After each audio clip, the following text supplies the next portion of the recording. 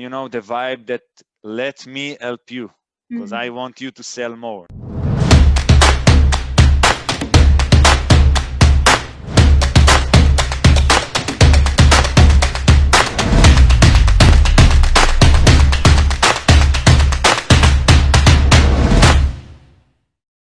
So do you want to just tell me a bit more about yourself and how you got into what you're doing and where you started? Yeah, sure. So I started in the industry 7 years ago, 8 years ago. By mistake, I just joined an IT company. Learned. I don't know if you have the same names for the degree, industrial engineering. I don't know if you call it the same, but yeah.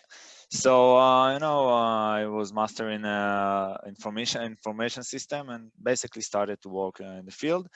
Luckily, after I just started, the company implemented the Salesforce, and I took ownership and did the implementation, like learned by myself mostly. Since then, I worked there for 3 years. This was my first position. Then I moved to another company, kind of the same role, just more senior. In my last company called Yotpo, I worked there for more than 3 years. There, I really like improved myself in terms of not only be a Salesforce project manager or whatever information system project manager, because I worked with other systems as well. I took a step forward to the operation side. So I worked really close with the operation team, and every request, everything like we did together from the initiative and to the implementation in the end of the project. And then I decided like that I really want to go to this area. And luckily, I had this amazing company that I currently work for called Lusha.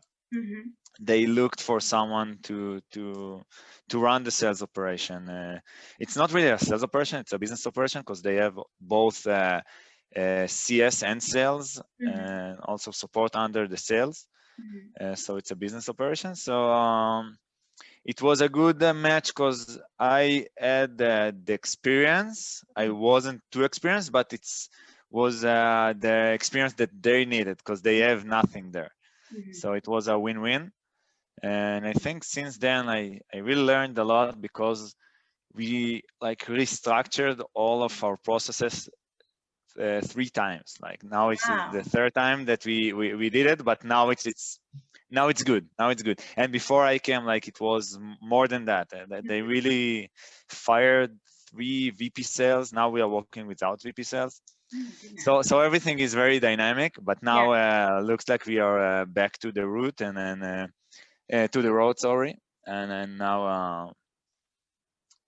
So now it's good, and this is where I'm trying to scale myself because we are now working according to industry standard, BDRs, AEs, CSMs. So it sounds like very regular, but it wasn't that way. Well, no, like, and we're a startup, so I understand the idea that you come in and processes are just constantly changing, and new things are happening, and you're trying new things, and it doesn't sound like a lot, but when you're like, no, we've redone the whole system, and now it's working, and we're getting to a place where we can scale with processes. It is exciting, and it is it is a big thing because we're doing the same. So I do understand that some, as you say, for some people it doesn't sound like a lot. If you're like, yeah, we've got the processes, and everyone's like, okay, but it's like, no, that's really big. It was a lot. Yeah. So how? And this is like what we need as as operations people to be very dynamic and fast learner and keep and not be too upset from changes because we know that we are do stuff and it might be changed. So we need to think about it that it might change and build it that way. So it will be easy, to do the transformation. Yeah.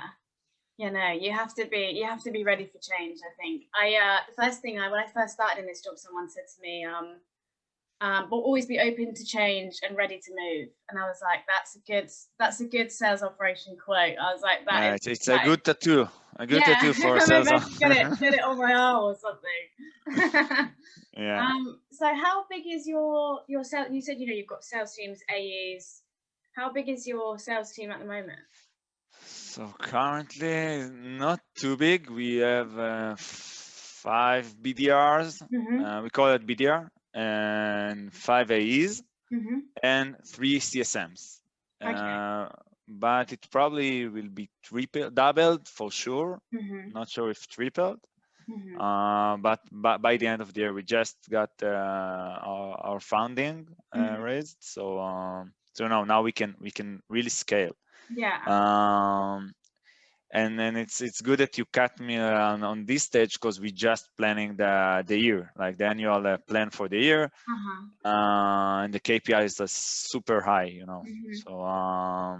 So in order to do it, we need to really do the planning and what we want to achieve and how can we achieve the KPIs. One of the plans is the head counts, like how many AEs we need. So it's nice. We have a nice prediction model that we are improving all the time. Yeah. Nice. So did you guys not use Salesforce before you brought it in? Did you bring it in and put everyone on it? No, in this company they like recently, I guess, implemented a year ago. I joined like six months ago, so the Salesforce was already implemented. Unfortunately, I wish I could do the initial implementation. It was garbage, really. They do a very bad implementation. Everything that came in created an opportunity. So there was no like a process lead, qualification, opportunity, stuff like that. Everything like it was. Each AE used to have like 500 opportunities. It's a mess. You can't work like that. Yeah, that is. So we fixed that. I bet that was a challenge. Yeah, it was a really nice challenge. Like we did it very fast. We cleaned their pipelines, and now they have around 50, 60. It's still high, but it's manageable at least.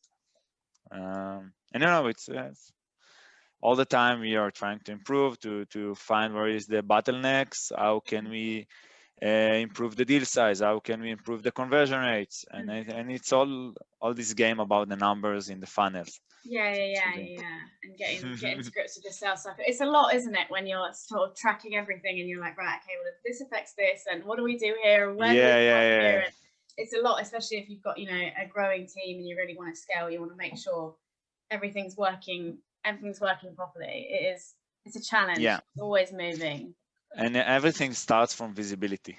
And the first thing, and my friend in Yotpo is a VP of the operation. He told me, first of all, just bring them the visibility, focus on visibility. And it was, I think, the best advice I got, because once I get there, like I build a really nice dashboards, not too many, for each area. And now we all day long working with this dashboard and improve them. And you really can see where stuff is getting stuck, where the conversion rate is low, and you can drill down and see what happened there. We get many support requests. Why are we getting there? Maybe we need to change the pricing page. We do the change to pricing. We do the A/B testing. We can see like the results. So we have the visibility, and I think this is the stronger things that we implemented beside the new structure. Just sort of closing that gap of the blind gap, not being able to see. It's really important. So it's a good thing that you feel like you've really grasped that. So do you think that was the biggest, when you took on this role, what do you think the biggest challenge you found, since doing it has been? So the biggest challenge is, first of all, to organize everything, because it was a huge mess. So part of it was, first of all, to give this visibility, to show them the mess. I can say mess all day long, but unless you show it, you can't prove your point. And the second part is half political. just to know how to talk to the people, to to stand yourself in a good position so the CEO can listen to you, and you have your position, so you can really move things. So if I will work with the VP product and she's not I don't know not gonna listen to me, it doesn't gonna help anyone. So the political thing was a thing that I learned from previous jobs, that I came like with my ego on the ground, and okay, I will walk, I will do my work, they will see me and they will understand, and I'm good at one point. So no, I said this time I need to come really strong and to talk straight to the eyes and come with confidence, and it really helped me because I'm in the strategic meetings of the company level, and if I want to push something, people can hear and understand that I'm not doing it for myself and my reputation, but I really want the company to grow and to succeed, and eventually along like the political and the skills, or I don't know, the performance goes together, then you get your position and you can really push it forward. So this was my biggest challenge as I can see it. But it's constantly, it's something that you need to maintain. You can't just lay down, okay, now people listen to me, I can rest. No, it's all the time. Once you are falling, you need to raise yourself up again. I think it's, as you said, it's a hard balance to strike, isn't it? Between, when you come into a new environment, you know what you're capable of, but you don't want to walk in here and be like, right, I can do this. This is what we should do. This is what we should do. And people are a bit like, excuse me, like we've done it like this. So it takes a while for you to be like, no, I do know what I'm talking about, but I don't want to. As you said, it's balancing, ego with talent and being like waiting for it to pay off almost. But when you earn it, it's worth it. So definitely, the balance is the key here, because I really don't like people that are coming, hey, I want to change that. Yeah, hey, man, cool. So I try to not be like that. Although it was too hard to not be like that with the mess, So I really did the change immediately, but I try to do it like, to explain what I'm trying to do and what I'm trying to solve, and not, hey, I know better than anyone. Why? I have this and this experience. No, not like that.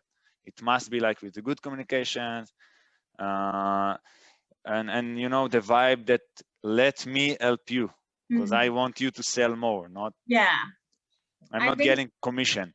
I think it's a difficult thing that obviously I struggle with it sometimes in this role, because people, I like what we're doing at the moment because we are genuinely interviewing people and meeting new people, but I've always found it quite difficult. Obviously, we've created a tool for forecasting and reporting and revenue prediction, and people often just don't feel like they want it, and that's fine. But it's a similar thing of we're selling something that we feel like people may need and they may benefit from, but a lot of people don't feel like they need it. So it's always a difficult thing to balance of, I'm not telling you you're wrong, or I'm not telling you you're really bad. I'm just saying, you might need this. And it's always a difficult thing, because no one ever likes to be told they could be doing something better. But in business, it's good to sometimes step back and be like, what could we do better? So I agree. I think it's a difficult balance. By the way, in the sales themselves, one of the things that we are trying to change, I'm not talking internal, which what you said is I really agree, and it's also external when you have a customer facing. So if you are trying to sell your product, it does 1, 2, 3, and this is the functionalities.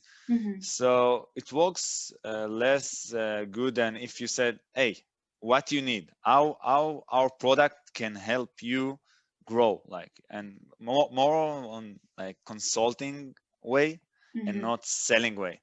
So this is also an initiative that we are trying to push by training and stuff like that. And then it's also internal, like if you console them, hey, I think like what I can offer can help you in here and here. Like, I'm not saying I will do it, just let me know if you agree. Let's find the equal line. I don't know Well, it's good to do that, because at the end of the day, you know, we all want the same thing. And I think especially as startups, you just want to develop and you want to do well. And we've seen that. We've started doing this. We sort of do like a 2-week trial, and it's made a massive difference to what people see, because even if they then are like, we're not interested and we don't want it, they understand that genuinely we're not sort of lying when we say, you know, if it helps you, it helps you. If it doesn't, it doesn't. We are really like, it might help you and it might not, but just try. And then, as you say, you can consult, you can sort of see, okay, well, this works well with your data and your CRM, but this doesn't work well. And, you know, it's really, I mean, I suppose, especially you seem to really know your stuff. So, you know, you by looking at a platform or coming into a new company, you'd be like, okay, this is what's working and this is what isn't.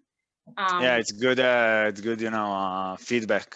Yeah. So as like you said, you've closed that blind spot of being like, okay, I'm not just telling you what's not working and what isn't, I'm showing you it's not working and this is why and this is where. And I bet that was really valuable to sort of back yourself up and be like, this is what I'm talking about and this is where I've got it from. I'm not just acting like I know.